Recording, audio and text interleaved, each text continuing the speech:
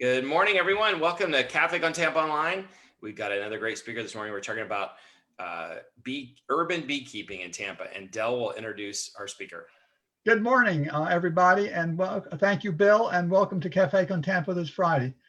Café con Tampa continues this tradition of trying to introduce you new things that are occurring in our community.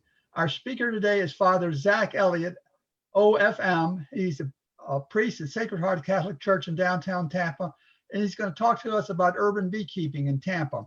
Father Zack, tell us a little bit about yourself, how you ended up in Tampa, and most importantly for today's topic, why urban beekeeping? Well, good morning, Bill. Thank you. How did I get in Tampa? I've been a priest now for, I was ordained about 12 years ago now.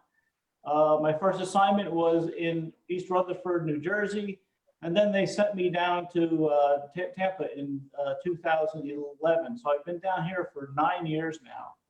I find Tampa to be a wonderful place. I wasn't sure if I would like Florida when I first moved down here, but living in Tampa has been a great experience for me.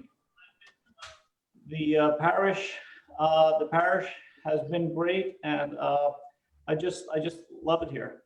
So to be fair, I asked you to put that hat on so you can take it off. Okay. You actually have your priest frock on. Or show us again, and can you just explain to us what it is as you're taking it off? Okay, this is a key piece of equipment for any beekeeper, especially someone new. This is a net that keeps the bees from stinging you. The bees, in general, are pretty gentle creatures. But like anything else, when you go to disturb their hive where they live, they get a little bit aggressive, and so you need to be prepared. I've been doing this beekeeping now for less than a year, maybe 9 months or so, and I've been stung maybe 4 or 5 times. But each time it's always been my own fault because I pretty much wasn't wearing the proper gear at the time. So, and one good thing about that too, I guess, is that I've discovered that I am not allergic to the bee venom. If I was allergic to it, this would be a whole different enterprise, at least. I just have to ask a follow-up. What causes them to sting you? What did you do to cause them to sting you? Well, they're just doing what they do. They're protecting their hives. They're protecting the place where they live. And then what I was doing, I was going to feed them because right now with the young hives, we feed, we supplement their food with 50-50 mixture of sugar water, and just replacing the bottles. You know, you have to be very slow and deliberate when you're working with the bees. You don't want to have any fast actions or anything like that. You just need to move along slowly and you know, let them know that you're not there to hurt them, but at the same time they are wild animals, I guess. What got you interested in beekeeping? You know, step one. Well, it's interesting because 2 miles from the church is Sacred Heart Academy, which was an elementary school that's been around for a very long time, but the parish had to close the school back in 2013. And right now we've renamed the property North Campus, so to speak, because it's 2 miles north of the church. We still own the property. We use it for faith formation and for church events.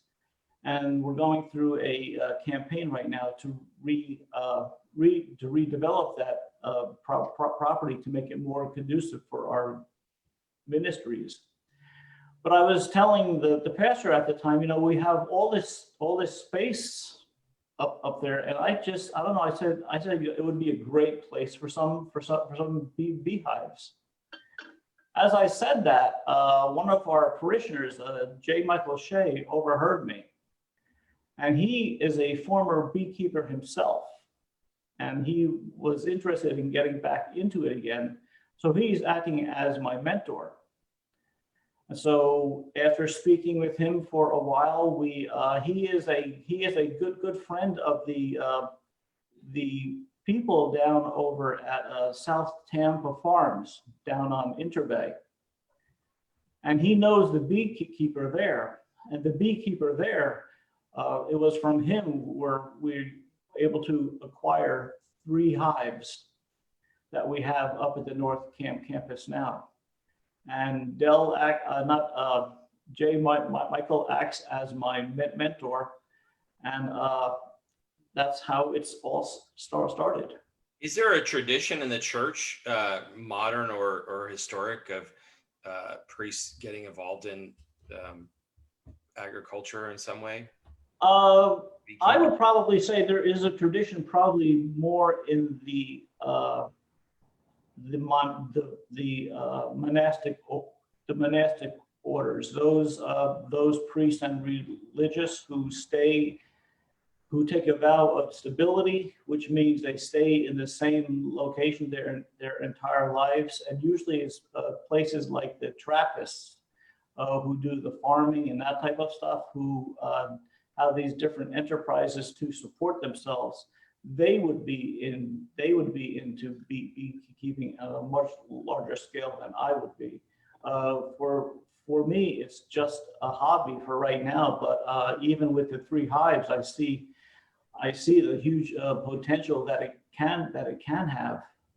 Our campus up at our North campus, it's sitting on close to 10 acres of land. So there's plenty of room there to eventually expand the enterprise. Now that you've started it, what have you learned and what would you do differently? Now that I've started, I've learned that bees are fascinating in and of themselves. I've learned to understand that the beehive itself could be referred to as a microorganism all by itself, the way they interact. What I would do differently, probably do a little bit more research ahead of time, and find out what exactly equipment I'm going to need and how much time it actually takes to tend to a beehive. How are you? How do you sell that? Do you sell this? Do you give it away? And if so, how can people get it? And are you selling to any restaurants, or when might that come? Our first harvest that we had, out of the 3 hives, when we did the first harvest, only really one of the hives was able to produce any honey.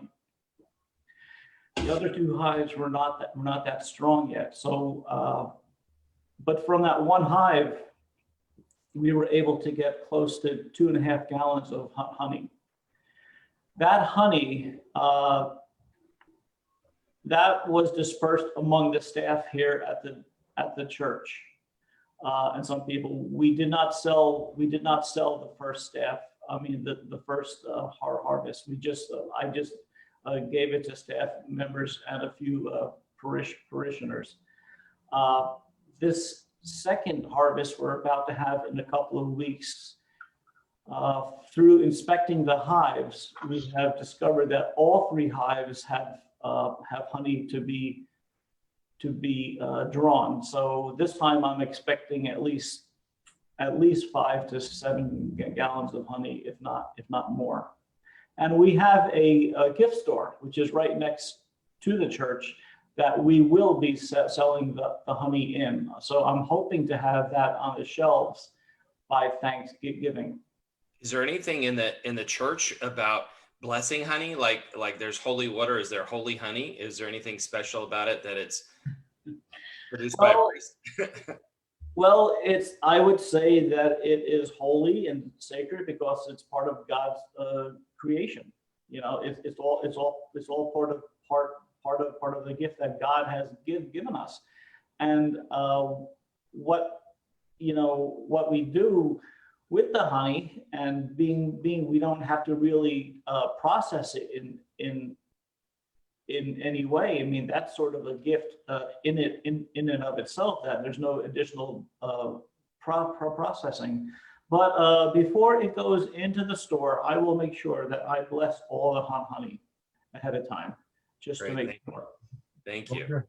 Now, you mentioned the bees have to extract the nectar from the vicinity you're in. Right. So would you call this wild honey? There is no crop, so to speak. How are the bees nourishing themselves other than the supplement that you initially started out with?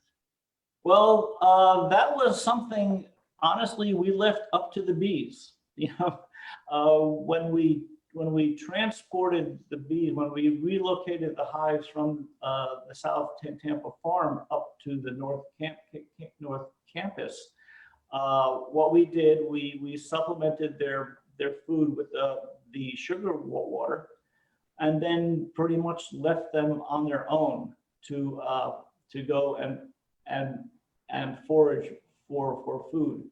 One thing that I did do I asked our maintenance person up there not to cut the grass for a while, because there was a lot of clover that I was able to see up in the fields.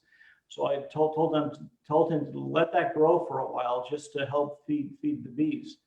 And eventually the bees reacclimated themselves to the location and then went out to forage. What we've also started up there within the past 3 or 4 months is a garden club. So we're using part of the land there to develop flowers and vegetables that we will grow to help the bees, but will also help our other ministries. We have this one ministry called Hands of Hope, where we help feed the homeless. So we will hopefully eventually have fresh vegetables to supply as well. So there's a lot of potential up at the campus there for agricultural type enterprises. I think we probably all seen the stories of the movies about the bee population dwindling and how that might affect crops in the future. Do you have any idea what the status is of the bee population in Tampa or Tampa Bay? That I really don't know. I mean, I've been in Tampa for 9 years now, and I only just discovered Tampa Farms about a year ago. So I had no idea that they were even there. I know down there he has at least 30 or 40 hives. Do your bees? Can you tell where your bees are going to pollinate? Are they helping gardens or any kind of crops nearby? It's hard to say. It's hard to say because up on Florida Avenue, where the hives are, it doesn't seem like there's a lot of. It doesn't seem like there would be a lot of agricultural type things for the bees to feed on. But then again, there are a lot of trees. There's a lot of small flowers and that kind of stuff. So they just do what they do. You know, pretty much you leave them alone. Now we have to inspect our hives. We do a hive inspection at least once every 2 weeks. And what that means is that we literally open up the hives and remove the frames. Let me go back a little bit. The hives, there are different parts of the hive. The bottom box is called the brood box. And the brood box is actually where all the eggs are laid. There's the queen bee, there's one queen bee per hive, and she lays all the eggs in the brood box. And we have to inspect that box every once in a while just to make sure there's no bugs in there. We may have to treat it with some sort of medicine to keep different pests away from the bees. But for the most part, we have to inspect just to make sure that everything is going well. From there, on top on top of that box, we would put 2 other boxes, and that would be what they call a super. And the super is where the bees would store the extra honey. The honey in the brood box should be enough to support the colony of bees. The supers on top of the brood box is where the excess honey is, which is what we will draw the honey from. We will never take honey from the brood box. That will always stay. The bees themselves, like I said, is a microorganism of itself. One thing I found out when I started this, the simple honeybee only has a lifespan of maybe 8 weeks. They don't live long at all. When they grow, when they come out of their cocoon, if you will, they are all fully developed, and they go right to work. They start off, the small bees will first start cleaning the hives and nursing the other young bees. Being that the bees do not have a long lifespan, they will collect any of the dead bees and literally push them out of the hive. The bees all spend meticulous attention to the queen. It's interesting also, all of the worker bees are female. The drone bees, they're all male. And the typical reason for the drone bees is nothing more than to mate with the queen. And unfortunately, once the drone mates with the queen, the drone dies. But it is the drone who mates with the queen. The queen could live, though, up to 3 to 5 years. Is this going to be the subject of a sermon one day? It very well might be. It very well might be, because there's a lot to there's a lot to learn from the colony of bees, especially the way that they all interact together and the way that they work together. They all have specific jobs.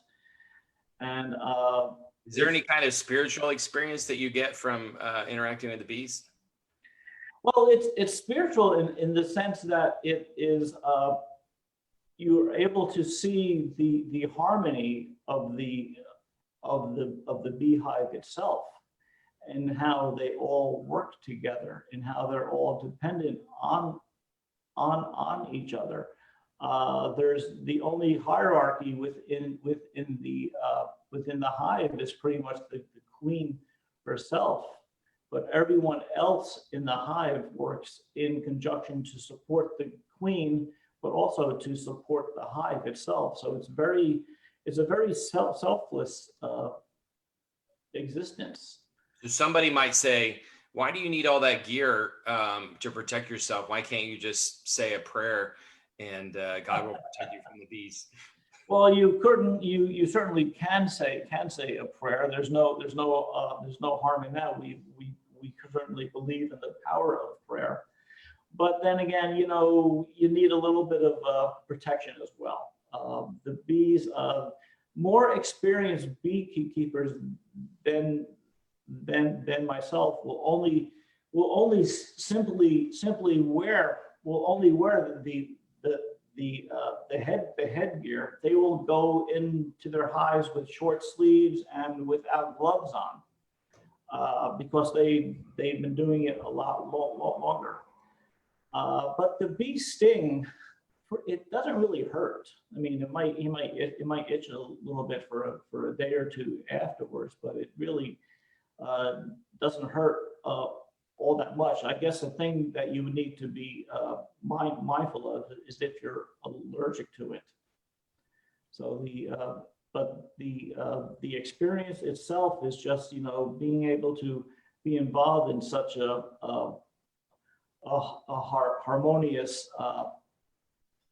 harmonious activity among the bees, and I think we can learn a lot from the bees in learning to live together for the common good, as opposed to everybody, out for their own game. Bees, of course, we all know are very important to our chain of life. What are the natural predators of the bees? And I know in some parts of the country, there's been concern of dwindling bee population. I know Florida, I think, is a production state of bees, but can you tell us a little bit about that? As far as I know, the natural predators for the bees, at least in Florida, the biggest thing would be keeping there are these beetles that may invade the hives. There are other moths that may invade the hives. So it's really keeping other pests, insects away from the bees. As far as any other, like there's not a lot of larger predators towards the bees in Florida that I'm aware of. Now, certainly in places like up in the northeast, where there is maybe a bear population, bears will certainly try to destroy the hives. But then again, there are measures to protect the hives against bears as well, putting up some sort of electric fence around the hives. But another potential hazard to the hives are rodents as well. Mice could get into a hive. Ants can get into a hive, and there's other bees from other hives who are known as robber bees, who will go into a hive and rob the honey as well. But there's also bees within a particular hive that their job is to be at the entrance of the hive and to prevent any predators from coming into the hive. Do you know we build this, sorry, we build this as urban beekeeping, and I'm just wondering, in whatever you've studied or read in the last few months, is there kind of a new tradition in urban areas and cities for people to have small beehives or whatever you call them, and what's the benefit to an urban landscape to have that?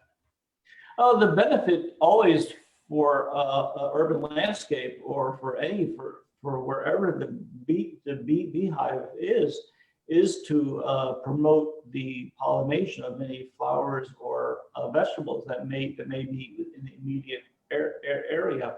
It's been known that the bees themselves from any particular hive could fly up to 5 miles from the hive itself to collect their pollen. So the bees, they're quite they're quite capable of going long distances in seeking out food. And so the main reason why anybody would want a beehive, certainly, there's, is certainly in my experience right now, is just a hobby, but also the main reason for the beehives is to continue to allow the pollination to continue. I've read that even in farms, your larger agricultural farms, farmers will hire local commercial sized beekeepers to truck 100+ hives over to the farm, so the bees can pollinate the crops and help the crops grow. So it says, I've read that every third spoonful of food that we consume, we are able to do that because of the bees. So Del, we're at the last question, unfortunately. Okay. I know you have a sample of the honey before you. Can you show it to us? And again, let us know. You said it would be around Thanksgiving, but tell us a little bit more. This is the honey here. It's a very dark honey. The taste of this honey, of of course, there's a sweetness to it, but there's also a hint of smoke in it as well. And I have no idea where that came from. And it's hard to ascertain where the bees up at the school are getting their honey from. But it does have a unique taste to it. Now, the honey that you may be able to purchase down at the Tampa farm, that is labeled as mangrove honey. Those bees at that farm get a lot of their honey from the mangroves down in that area there. But up here, North Campus, I'm not quite sure where they get all their pollen from, but wherever it is, it's pretty darn good. So if this, you said you're as soon as you have some to sell, you'll have it in the gift shop. Correct. Do you all have a website? And then if this becomes a big business and you're selling tons and tons of this, how will the church use the money? What will it benefit? We will use the money initially to certainly to support the beehive enterprise itself, but then again, it would also you use it to support some of our other ministries, mainly with the in helping the homeless of Tampa Bay and helping helping our Hands of Hope, where we're able to feed the homeless. Well, thank you very much. We appreciate you doing this, and I appreciate your creativity and adding to the urban landscape. For anybody watching, please hit the share button. We do this as a free service for the community. And if you're watching on YouTube, please hit the like and subscribe button and the notification button so you'll get all of our updates. Any final thoughts? Any website you want to send us to? I tell you, if anybody wants to learn about beekeeping, YouTube is your friend. There are so many different websites on YouTube. One website I would like to mention is called The Honeystead. And it's this young lady and her family who has this farm in Virginia.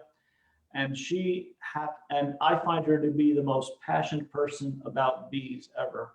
So just go to YouTube and Google The Honeystead. You should be able to find her. So, great. Thank you so much. We look forward to getting an update sometime soon. Take care. All right. Thank you. Thank you.